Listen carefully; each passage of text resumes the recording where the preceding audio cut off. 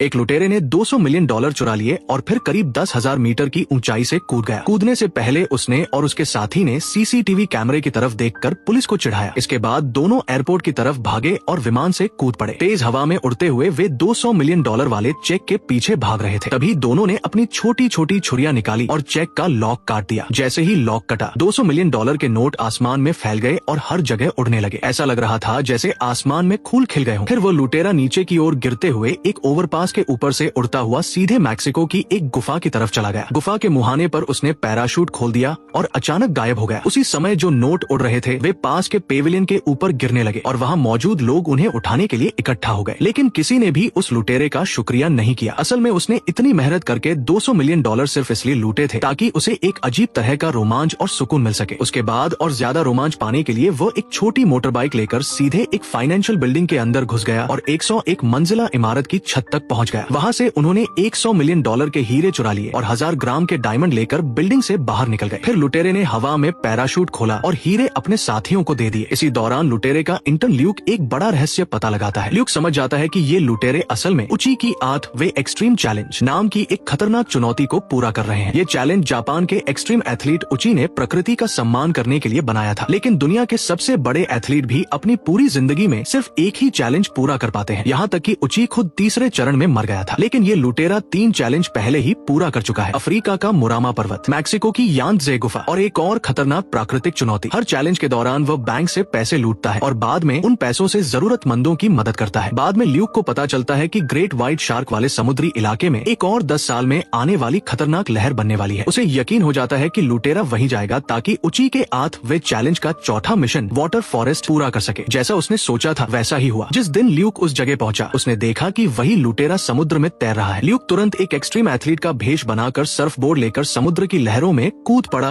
और लुटेरे का पीछा करने लगा। वो 8वीं विशाल लहर तक पहुंच गया जहां लुटेरे की जान खतरे में थी। ल्यूक मुकाबला नहीं जीत पाया लेकिन आखिरकार वो लुटेरों के जहाज तक पहुंच गया। वहां जाकर उसे पता चलता है कि एक्सट्रीम स्पोर्ट्स की दुनिया का सबसे बड़ा बॉस भी वहीं मौजूद है और उस पूरे गिरोह का असली नेता है बोधी। जब ल्यूक की बोधी से अच्छी पहचान हो गई तब उसने अपना असली मकसद बताया। उसने कहा, मैं भी तुम्हारे साथ उची के चैलेंज पूरे करना चाहता हूँ। लेकिन बोधी बहुत सावधान था, इसलिए उसने तुरंत ल्यूक को टीम में लेने से मना कर दिया। बोधी ने ल्यूक को परखने के लिए उसे चुनौती दी। वह देखना चाहता था कि ल्यूक सच में इस टीम के लायक है या नहीं। ल्यूक को एक खतरनाक मिशन दिया गया जहां उसे खुद को एक लुटेरे की तरह दिखाकर हमला करना था। यह सब इसलिए किया गया ताकि यह पता चल सके कि ल्यूक में टीम में शामिल होने की क्षमता है या नहीं। एक भयानक मुकाबले के बाद 2 लोगों की मौत हो गई। इस घटना के बाद टीम का एक सदस्य ल्यूक से नफरत करने लगा और उस पर गुस्सा करने लगा। फिर भी बोधी ने ल्यूक को अगले मिशन के लिए बुलाया। अब उन्हें उची के 8 चैलेंज में से 5वां चैलेंज पूरा करना था। 5वां चैलेंज था तेज हवाओं के बीच पहाड़ से कूदना। इस चैलेंज में पहाड़ की चोटी से कूदना पड़ता है और नीचे जमीन तक पहुंचने में सिर्फ 6 सेकंड लगते हैं। ल्यूक और उसकी टीम को 200 किलोमीटर प्रति घंटे की रफ्तार से पहाड़ के ऊपर से उड़ते हुए वेलेस्टैट घाटी के बीच से गुजरना था। चारों लोग तेज रफ्तार में उड़ते हुए नीचे की तरफ बढ़े। वे जमीन तक पहुंचने से ठीक पहले पैराशूट खोलते हैं और सुरक्षित उतर जाते हैं। इसके बाद वे लोग एक्सट्रीम स्पोर्ट्स की दुनिया के सबसे खतरनाक लोगों में गिने जाने लगते हैं। लेकिन उन्हें इससे भी ज्यादा रोमांच चाहिए था, इसलिए वे लोग अरबेथ माउंटेन्स की तरफ चले गए जहां हजारों सालों से लगातार बर्फ गिरती रहती है। यहाँ उन्हें उची के 8 चैलेंज का छठा मिशन पूरा करना था जिसे आइस सोल्स्टाइस कहा जाता है। ल्यूक स्नोमोबाइल लेकर पहाड़ से नीचे की तरफ तेजी से उतरने लगा और सीधे एक गहरी खाई की तरफ बढ़ गया। बाकी 3 साथी भी उसके पीछे पीछे आ गए। चारों लोग तेज रफ्तार में पहाड़ से नीचे उतरते हुए सही रास्ता ढूंढने की कोशिश कर रहे थे। लेकिन जब चैलेंज आधा पूरा हुआ तब अचानक वे एक ऊंची चट्टान के ऊपर रुक गए। टीम के बाकी सदस्य बोले कि नीचे का रास्ता बहुत खतरनाक है और यहाँ से आगे जाना ठीक नहीं होगा। उन्हें लगा कि चैलेंज अब खत्म करना पड़ेगा, लेकिन ल्यूक को भरोसा था कि वे यह चैलेंज पूरा कर सकते हैं। इसलिए वह बिना सोचे स्नोमोबाइल लेकर सीधे चट्टान से नीचे कूद गया। उसके साथी घबरा गए और ल्यूक के पीछे पीछे कूद पड़े। जैसे जैसे स्नोमोबाइल ढलान पर नीचे जा रही थी रास्ता और ज्यादा खतरनाक होता जा रहा था। तभी अचानक एक साथी का संतुलन बिगड़ गया और वो खाई में गिर गया। ये देखकर ल्यूक को बहुत पछतावा हुआ। उसे लगा कि उसकी जिद और स्वार्थ की वजह से उसके साथी की जान चली गई। लेकिन तब टीम लीडर बोधी ने उसे समझाया। बोधी ने कहा, जिस रास्ते को तुमने चुना उसी पल वो उसका भी रास्ता बन गया था। ये सिर्फ तुम्हारा फैसला नहीं था। तभी ल्यूक को समझ आया कि बोधी और उसकी टीम अपनी जान जोखिम में डालकर ये खतरनाक चैलेंज क्यों करते हैं, क्योंकि उनके लिए रोमांच, आजादी और प्रकृति के साथ जुड़ना ही सबसे बड़ा मकसद है। बोधी और उसकी टीम का असली मकसद सिर्फ रोमांच नहीं था। वे चाहते थे कि लोग पर्यावरण की सुरक्षा पर ध्यान दें। लेकिन बोधी को लगा कि लोगों का ध्यान अभी भी कम है, इसलिए उसने सोचा कि कुछ बड़ा करना पड़ेगा। इसके बाद बोधी ल्यूक को एक पुराने गोल्ड माइन, सोने की खदान में लेकर गया। यह खदान लगभग लगभग 20 साल से चल रही थी और इससे प्रकृति को बहुत नुकसान हो रहा था। बोधी का प्लान था कि इस गोल्ड माइन को उड़ा दिया जाए ताकि खदान में जमा सोना वापस धरती को लौटा दिया जाए। इसलिए उसने अपने 2 साथियों को भेजा ताकि वे पहाड़ की चोटी से TNT विस्फोटक लेकर आए। जब साथी वापस आए तो बोधी ने डेटोनेटर निकाल लिया, लेकिन जैसे ही वो विस्फोट करने वाला था, ल्यूक ने बंदूक निकालकर बोधी पर तान दी। उसने कहा, रुको बोधी, मैं तुम्हें और अपराध करने नहीं दूंगा। ल्यूक अब अपना असली काम करने लगा था क्योंकि वो कानून का आदमी था, लेकिन बोधी ने उसकी बात नहीं मानी। उसने अपने सपनों और विश्वास के लिए TNT का बटन दबा दिया और पूरी खदान में जोरदार धमाका हो गया। धमाके के बाद पूरा इलाका ढहने लगा